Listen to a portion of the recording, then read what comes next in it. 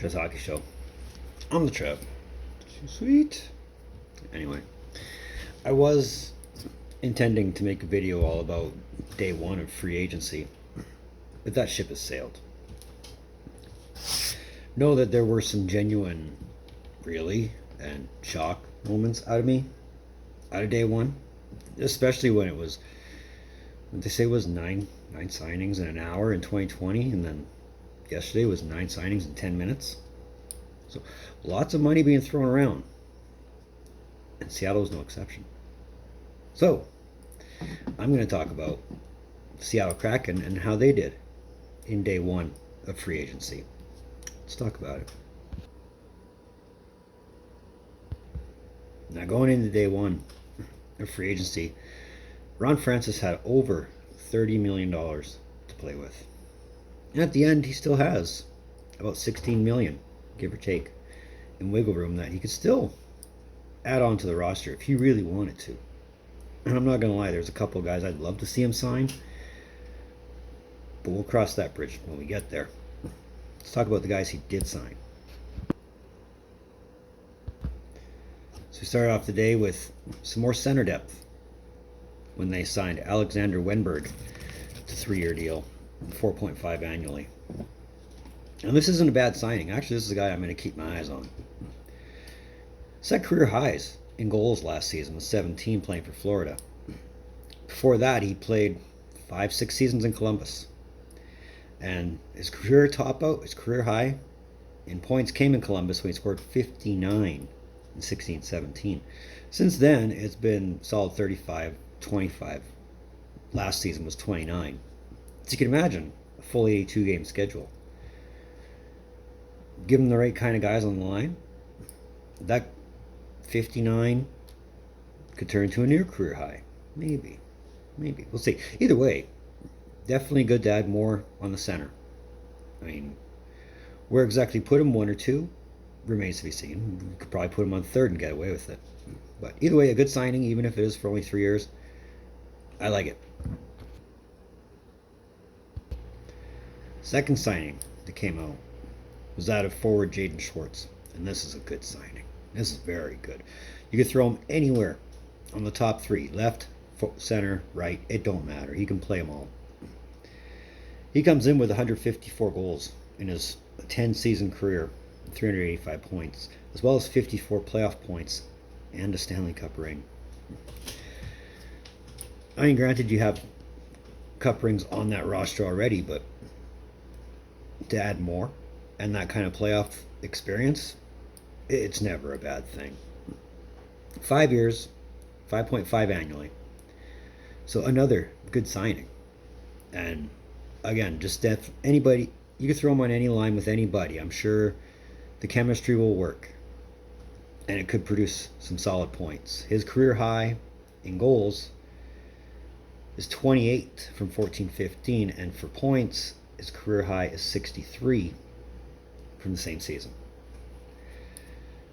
I mean, granted, his productivity's been on a decline. 1920 and 2021, obviously shortened seasons, so you're gonna get shorter productive value out of it. But for the most part, as long as he can stay healthy, he can produce well. And here's my favorite one. This was my big shock, we got him moments.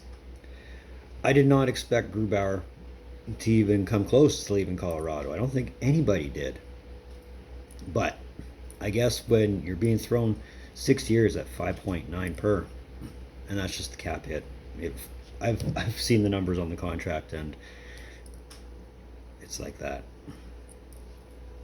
All in all, though, you pay for what you get. A Vezina finalist last season, coming with 18 shutouts in his career so far, 115 wins, 64 losses, and 22 overtime/shootout losses, with a cup ring, because he was part of the Capitals championship team before he went to Colorado. That's amazing. We'll definitely take him, sure. And not a bad number 1. I mean, yes, you got Dreger. Dreger could be your solid number 2. And that's not a bad thing. Not even close. I mean, with the schedule the way it's supposed to be, it's nice to have a 1 and a 2 that can play productively. It'd be interesting to see where Grubauer takes them, though. I mean, I'm not doubting his ability at all. I mean, I've watched this guy in Washington. I've watched him in Colorado. Not in person, but I've watched his play throughout the years, and I like this signing. I honestly believe the net is in good hands. I'm excited.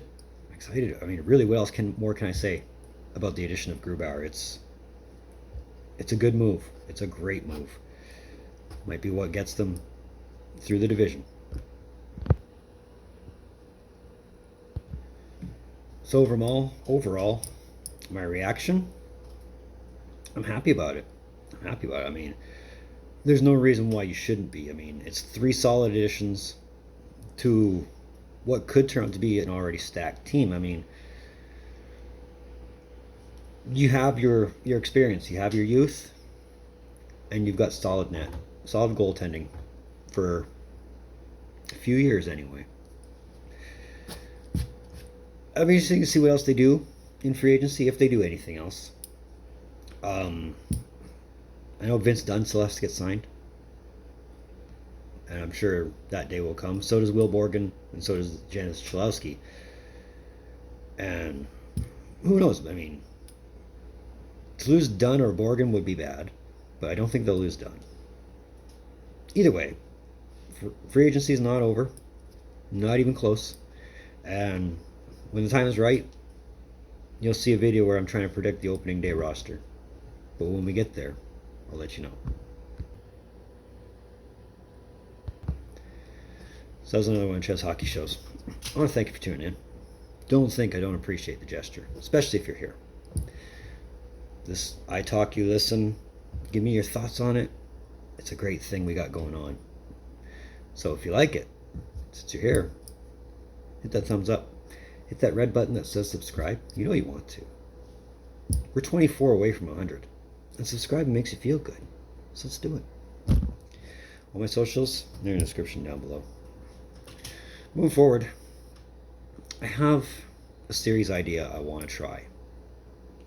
And I'll probably film the first episode for it right after this one. But I'd love to know what you guys think of it when I upload it. But either way, in the meantime, and in between time, be looking for more videos from Trev. Later.